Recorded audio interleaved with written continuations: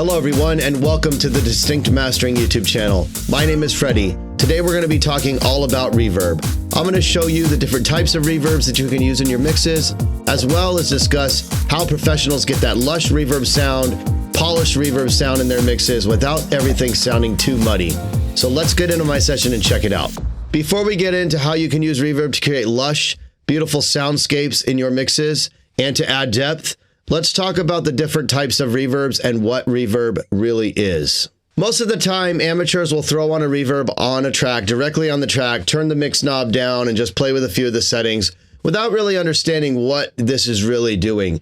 To really understand reverb, you need to understand what it is and the different types, and you need to train your ear to listen for certain characteristics that can really enhance things in your mix. So the definition of reverb is an artificially reproduced echo in recorded music. It stands for reverberation, and you might think that it sounds like an echo or delay, but it's really lots of echoes and delays all in one that just create this sense of space. The purpose of reverb is to actually put you in a sense of space. So think of it like this. Every room, if you clap, you're going to hear a tail, and that is the natural reverb decay of that clap in that room. Well, in recorded music, when you record things with dry mics, or if you might record some room reverb, but if you are trying to record, usually you're trying to record things fairly dry, and then you add artificial reverb to create a sense of space and depth in your mix.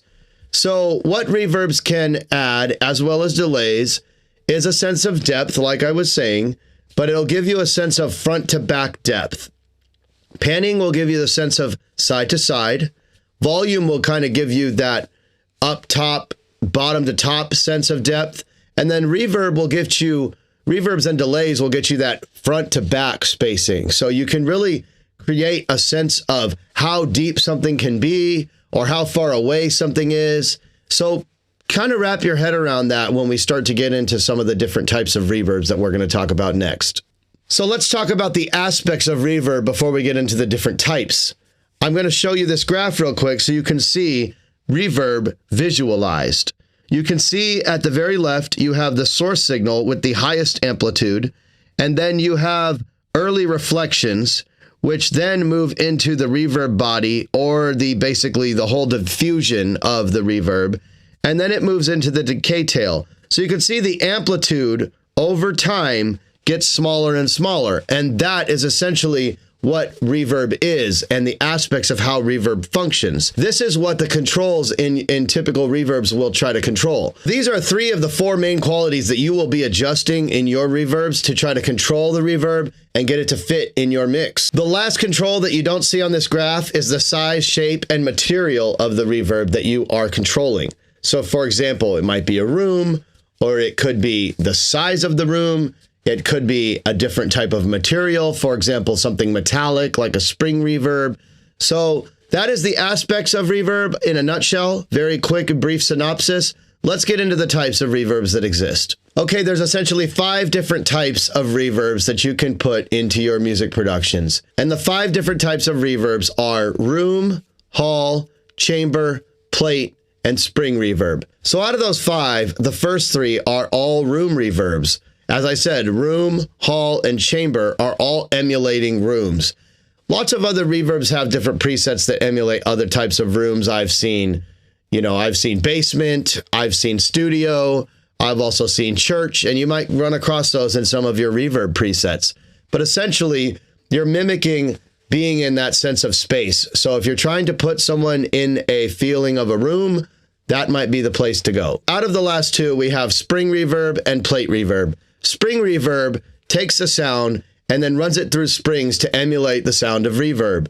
And then plate reverb uses metallic plates to create this very metallic sounding reverb. So I've got this Ableton session here that I set up for us to go over different types of reverbs. And the first reverb that I want to share is the basic stock Ableton reverb. You can see that it's got all the controls that I kind of just mentioned when showing you the aspects of reverb. You've got the input filter, which is essentially a filter that's coming in at the initial transient or the initial sound source. You've got the early reflections. you've got the diffusion, and then this reverb has a little bit of chorus.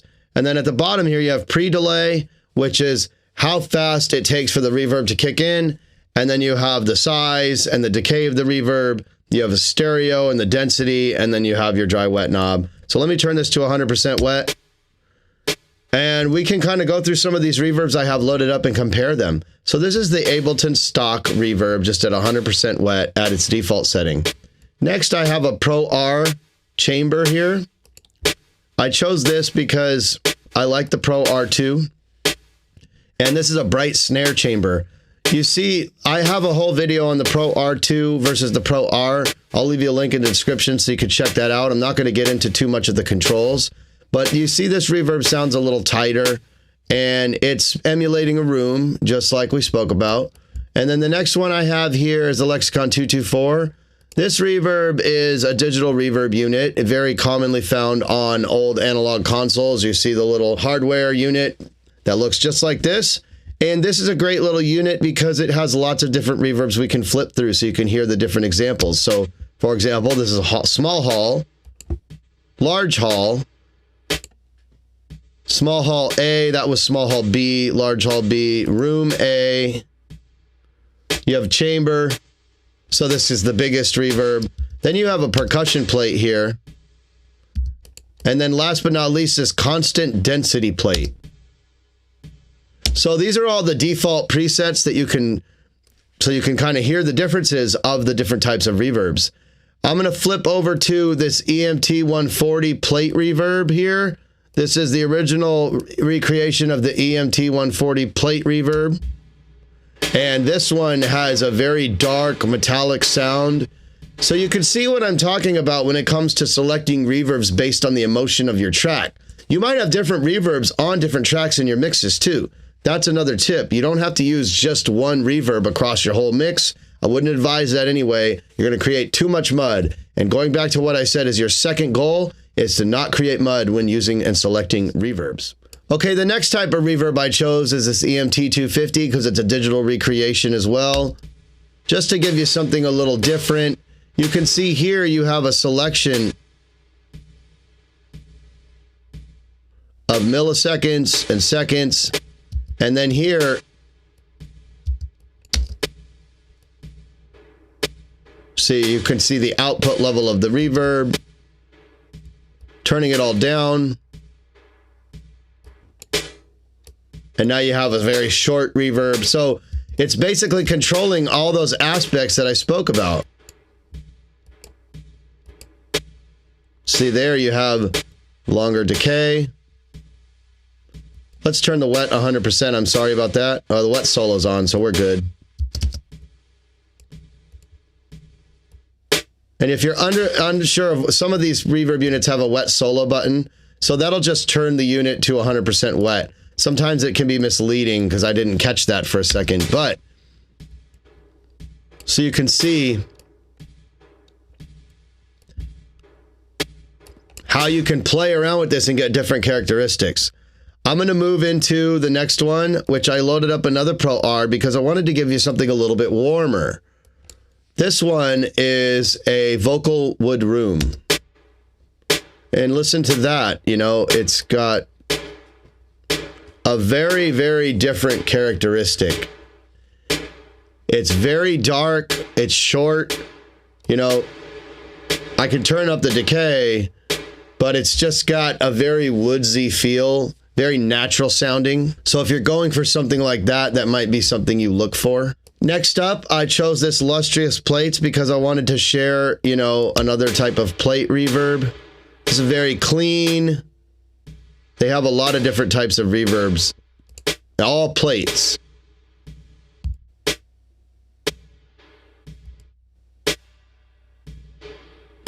So you can see that the plate reverbs have a very distinct sound. They have a very metallic, metal sounding, long decays. They're very, very, very spacious. They take up a lot of space in the frequency spectrum. Last but not least, I recently did a video on the Soundtoys little plate, which is an EMT 140 recreation, which is what I just showed you. And I thought it'd be cool to kind of compare the two. Here is the little plate. And then the EMT 140. Sound a little different, but very similar. So Soundtoys and that EMT UAD recreation are very close in sonic characteristics. Okay, so now that we've shared what reverbs sound like and the different types there are, let's go over that with this splice vocal here. See, normally you wouldn't be sending the reverb 100% like that. You would be adding a slight touch. And the question I guess you're wondering is, well, how much do you add? Usually you want to keep it very subdued to where you can hear a hint of it, but not much. And the trick is, if you can really hear the reverb, you've probably gone too far, so try to back it off. I don't have a full mix here. I want to show you the reverbs as they sound by themselves, but when you're adding in this reverb in context of your mix, I recommend making sure that you're not soloing the track and you're listening to everything. Let's take a look at this chamber. Sounds really nice on vocals. I like that one a lot. Here's the 224. Let's go for this vocal plate. Brighter. Let's go for this small hall B now.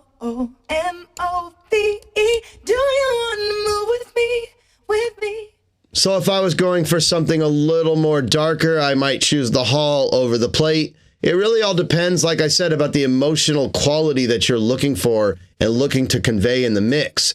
How is it going to fit? How is it going to work in context with everything else? Generally, you're going to be placing your reverb on individual instruments or buses versus putting it on the master. I don't usually put reverb on my kicks and my basses. One of the things that I did show in a previous video is adding plate reverb to your bass, but I'll just do a very small hint of that. That is one of my tricks. If you're curious, drop me a comment down below and I'll shoot you a link to that video. But remember, typically, the louder you bring in that reverb on one particular sound, the further back it's going to sound in your mix. So that's a good little tip for you, because sometimes when I'm mixing, if I feel like a sound is just not sitting right and it's too piercing, but the volume sounds good, a trick is to put more reverb on it to bring it further back into the mix. So keep that in mind. Once again, the biggest tip and the biggest takeaway, I think, is one golden rule is to add the reverb to where you like it and then back it off a little bit. That usually works for almost all processing, especially if you're kind of an amateur or a beginner. You may not know where to set things. Turn it up, bring it back down. Now, lastly, I want to talk about balancing the depth with the room size. The room size control on the reverb essentially has the biggest impact on the sense of space that you're putting this person in who's listening to your mix. So, for example, these decays can really change how big that room size is. See that right there?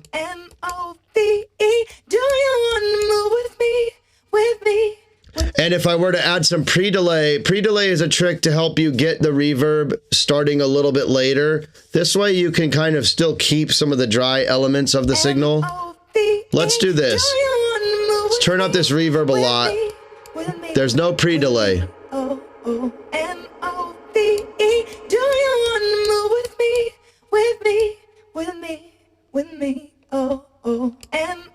And a good way to hear the pre-delay, and this is kind of a cool trick, I get to be honest, I've done this before.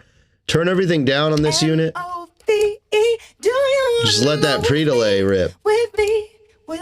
Let's do it on this vocal plate. You know, it's just a little hint of reverb with just the pre-delay. And then if you want to bring in some of...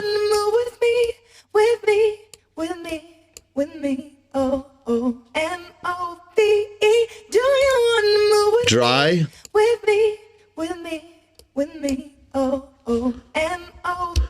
And once again, I'm not mixing in context with the whole mix. I'm doing this to show you what these reverbs truly sound like and how these controls can really shape your reverb and get things in the right place. If your arrangement is fairly sparse, especially like mine is right now, you can get away with longer reverbs. If you have a lot of things going on in your arrangement in your song, I do recommend shorter reverbs. It will really help clean up the mud in the mix. Let's get into mono versus stereo reverb.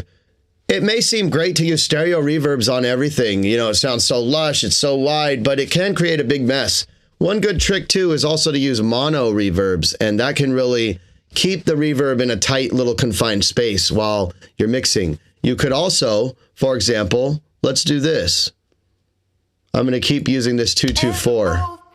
Let's say this vocal has this reverb on it, and usually you're going to keep your vocals center, but you might take the reverb and go to the right or the left. But to do that, I might want to throw a utility on there and just take one signal.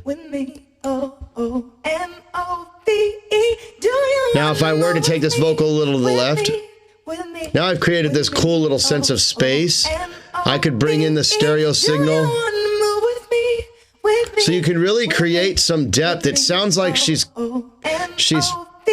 coming and singing. It seems like I'm listening to this person from the side of the stage versus the front of the stage. Let's bring her back to the front. Now I'm sitting directly in the front of the stage and I'm listening to the singer. So you can see how reverb can really control the shape, characteristics, where the person and the listener that you're perceiving is placed.